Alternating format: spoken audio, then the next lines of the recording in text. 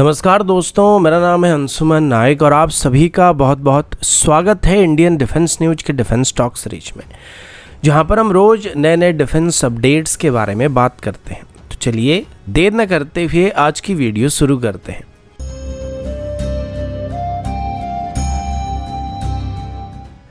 आज की पहली update 5th generation fighter jet की तरफ से। पिछली वीडियो में हम लोग बात कर रहे थे कि क्या भारत की तरफ से Su-57 प्रोग्राम से पीछे हटकर कोई गलती कर दिया गया, क्योंकि इसी बीच हमारे राइवल्स के पास पहले से ही 5th जनरेशन फाइटर जेट आ चुके हैं और एक दो नहीं बल्कि चाइना के पास अभी एक डिसेंट अमाउंट में जेट एंड फाइटर जेट मौजूद है, जो कि किसी भी रियल वर्ल्ड फाइट में भारत के लिए बहुत ही बड़ा सरदर्द बन सकता है। और हमारा जो खुद का 5th जनरेशन फाइटर जेट होने वाला है उसको अभी तैयार होने में 10 से 15 साल लगने वाले। तो इसी बीच अगर जंग होता है तो इससे हमारे दुश्मनों को हमारे खिलाफ काफ़ी एडवांटेजेस मिलने वाला है, क्योंकि ना तो हमारे पास नंबर में एडवांटेजेस होने वाला है, क्योंकि हम लोग पहले से ही लो स्क्वाड्रन स्ट्रेंथ का सामना कर और ऊपर से हमारे मैक्सिमम एयरक्राफ्ट अभी वीवीआर फाइट में चाइनीज एयरफोर्स के फाइटर के मुकाबले पीछे रहने वाले। और हमारे पास बस 36 रफाल है जो कि मिटियोर मिसाइल को फायर कर सकते हैं, या यूं कहे कि चाइना की J-20 का सामना करने के लिए हमारा इकलौता हथियार होने वाला है, जो कि काफी लिमिटेड नंबर में हमारे पास मौजूद है। तो इन सभी चीजों को अच्छे तरीके से देखने के बाद और एनालाइज करने के बाद हमारे फॉर्मर एयर मार्शल की तरफ से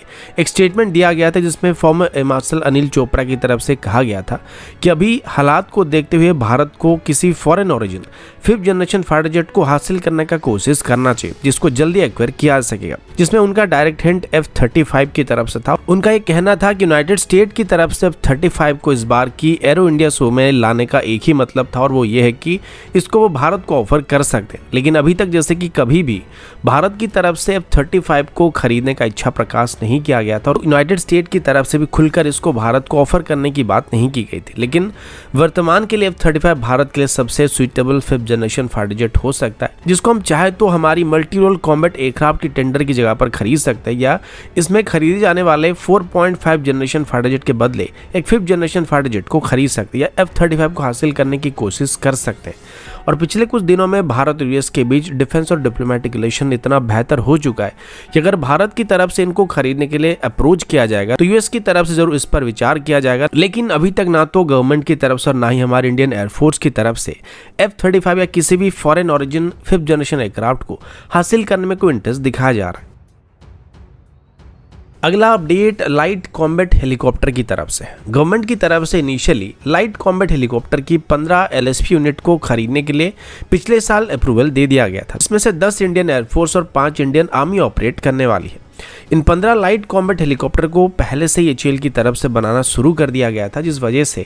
अप्रूवल मिलने के तुरंत बाद ही इनको इंडियन आर्मी और इंडियन एयरफोर्स को डिलीवर करना स्टार्ट किया गया था। अभी पता चला है कि इस ऑर्डर में बचे हुए आखिरी 2 हेलीकॉप्टर्स को भी HAL की तरफ से असेंबल करना स्टार्ट किया जा चुका है, और HAL की प्रोडक्शन लाइन में अभी लाइट कॉम्बैट हेलीकॉप्टर की LSP-14 यूनिट को देखा गया था, जिसमें अभी इसकी एयरफ्रेम को असेंबल किया जा रहा है और बताया जा रहा है कि इसकी असेंबली और टेस्ट फ्लाइट इसी साल के अंत तक कंप्लीट होने वाली है। इसमें HAL अभी अपनी शेड्यूल के मुताबिक काफी आगे चल रहा है, क्योंकि इनिशियली हेलीकॉप्टर को जब ऑर्डर किया गया तो उसके 12 महीने के अंदर इन सभी 15 हेलीकॉप्टर को इंडियन एयरफोर्स को HAL की तरफ से डिलीवर करना स्टार्ट कर दिया गया। इसी के साथ ही अभी इन हेलीकॉप्टर्स में इस्तेमाल करने के लिए लगभग 40 हेलिना मिसाइल की लॉन्चर और करीब 500 हेलिना मिसाइल को भी बनाना शुरू कर दिया गया, जिनको आगे चल के इन हेलीकॉप्टर में इस्तेमाल किया जाएगा, जो कि इनकी प्राइमरी एंटी टैंक वेपन और स्टैंड वेपन होने वाले हैं। अगला अपडेट रफाल की तरफ से। अभी इंडियन एयरफोर्स में ऐसे 36 एयरक्राफ्ट मौजूद हैं और आगे चल के फ्यूचर में भी भारत बड़ी मात्रा में रफाल को अपनी मल्टी रोल कॉम्बैट एयरक्राफ्ट की टेंडर में खरीद सकता है, ऐसे उम्मीद किया जा रहा है। फिलहाल हमारे जो रफाल है ये अभी F-3R स्टैंडर्ड के हैं और अभी डसॉल्ट की तरफ से इसकी F-4 वेरिएंट को इंट्रोड्यूस किया जा रहा है, जो कि फ्रेंच एयरफोर्स की सभी एग्जिस्टिंग रफाल को आगे चल के F-4 स्टैंडर्ड में अपग्रेड करने वाला है, जिसे रफाल का वर्तमान का सबसे एडवांस वेरिएंट कहा जा सकता है। लेकिन इंडिया स्पेसिफिक एनहांसमेंट के दौरान भारत की तरफ से भी अपनी रफाल में F-4 वेरिएंट की रफाल में इस्तेमाल होने वाली कुछ सिस्टम को और कई सिस्टम को इंक्लूड कर दिया गया था, जिस वजह से भारत को अपनी एग्जिस्टिंग रफाल को F-4 वेरिएंट में अपग्रेड करने की कोई जल्दी नहीं है या कोई जरूरत नहीं पड़ रही। और आगे चल के हो सकता है ज़्यादा से ज़्यादा इनको हमें कुछ सॉफ्टवेयर अपडेट करने की जरूरत पड़ सकती है, लेकिन हार्डवेयर में कोई खास चेंजेस वहाँ पे नहीं किया जाएगा। स्पेशली रडार में कोई चेंजेस नहीं किया जाएगा। लेकिन इसके बाद मल्टी रोल कॉम्बैट एयरक्राफ्ट की टेंडर में भारत को जिन रफाल को ऑफर करने की बात की गई थी, ये सभी के सभी F-4 वेरिएंट के होने वाले।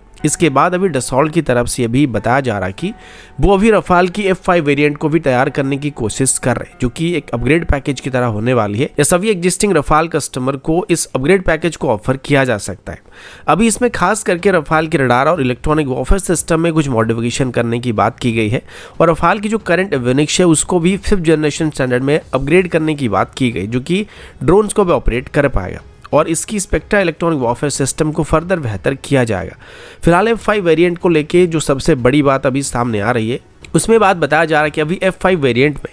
डसॉल्ट की तरफ से रफाल के लिए एक नई रडार को ऑफर किया जाएगा, जो कि इसके एग्जिस्टिंग RBE2 AAS रडार के मुकाबले एक अपडेटेड वेरिएंट होने वाला है और इसको भी RBE2 XG रडार कहा जा रहा है। इसमें गैलियम नाइट्राइड बेस्ड टेक्नोलॉजी का या TR मॉडल का इस्तेमाल किया जाने वाला है, जो कि कम पावर को कंज्यूम करने के साथ साथ बेहतर रेंज और लो हीट सिग्नेचर को जनरेट करता है। इनकी एफिशिएंसी भी काफ़ी ज़्यादा होती है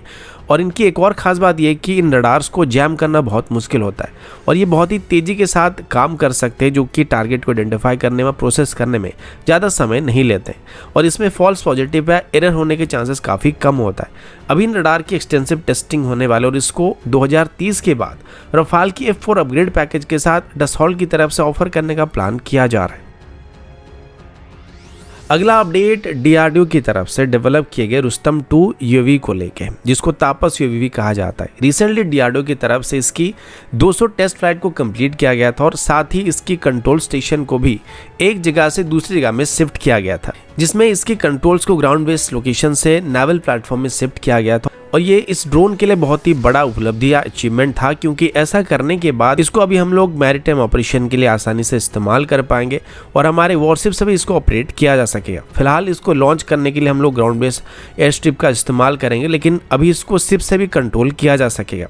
अभी इसकी 200 टेस्ट फ्लाइट को कंप्लीट करने के टाइम पर DRDO की तरफ से हमारी ट्राई सर्विस टीम को भी वहां पर बुलाया गया था और उनकी तरफ से बात बताया गया था कि अभी इसकी यूजर रिवोल्यूशन ट्रायल को स्टार्ट किया जाएगा, जिसमें इसको आर्मी, नेवी और एयरफोर्स अपने अपने हिसाब से टेस्ट करने वाले। इसके बाद अभी DRDO की तरफ से बताया जा रहा है कि उनको लगता है कि 2024 की जून या जुलाई के अंदर ही हमको रुस्तम 2 को लेके फॉर्मल ऑर्डर मिलना शुरू हो जाएगा और हमारी ट्राई सर्विस की तरफ से भी मिनिमम 100 के आसपास रुस्तम 2 को अपनी सर्विस में शामिल किया जाएगा, जिसमें से 40 इंडियन आर्मी, बाकी 30 नेवी और एयरफोर्स इस्तेमाल करने वाली है। इसको अभी HAL, VL और DRDO की तरफ से साथ मिलकर मैन्युफैक्चर किया जाएगा और इसके अलावा अभी रुस्तम 2 की एक आर्म्ड वेरिएंट को भी बनाने की बात सामने आ रही है, जिसको फ्यूचर में आर्मी, एयरफोर्स और नेवी को ऑफर करने की बात की गई है। अगला अपडेट हाइब्रिड व्हीकल्स की तरफ से। आप सभी जानते होंगे कि अभी मार्केट में कई तरह के हाइब्रिड कार और इंजन आ चुकी है, जो कि किसी भी कन्वेंशनल कार के मुकाबले बेहतर एवरेज को प्रोवाइड करते हैं, क्योंकि ये बहुत बैटरी और कन्वेंशनल फ्यूल की मदद से चलते रहते हैं। इसको अभी अच्छे तरीके से टेस्ट करने के बाद और स्टडी करने के बाद हमारी combat research vehicle development establishment यानी कि CVRD की तरफ से हमारे आर्म फोर्सेस के लिए भी ऐसे हाइब्रिड व्हीकल को बनाने का प्लान किया जा रहा है, जिसमें एक हाइब्रिड इलेक्ट्रिक इंजन का इस्तेमाल किया जाएगा और इसको अभी डेवलप करने की कोशिश किया जा रहा है। इसमें खास बात यह कि ये इंजन बहुत इलेक्ट्रिक यानी कि बैटरी और डीजल से ऑपरेट किया जा सकेगा और CVRD का कहना है कि इस इंजन को बेस करके जिस भी व्हीकल को बनाया जाएगा उसका इनिशियल पिकअप या पावर की बात करें तो किसी भी एग्जिस्टिंग इंजन के मुकाबले बेहतर होने वाला है, जिसमें हमको बेहतर एक्सीलरेशन मिलने के साथ साथ ये इंजन किसी भी कन्वेंशनल इंजन के मुकाबले हमको बेहतर फ्यूल एफिशिएंसी को प्रोवाइड करने वाला है। इस नए इंजन की मेंटेनेंस भी आसान होने वाला है और इसकी मेंटेनेंस कॉस्ट भी काफी कम पड़ने वाला है। एक और खास बात ये भी है कि जो हाइब्रिड व्हीकल होंगे इनको स्टेल्थ मोड में ऑपरेट किया जा सके, जिसमें ये बिल्कुल भी आवाज नहीं करेंगे, यानी कि जब इनको प्योरली बैटरी से ऑपरेट किया जाएगा तो बिल्कुल भी आवाज नहीं करेंगे और स्टेल्थ मोड में ऑपरेट करेंगे, जिस वजह से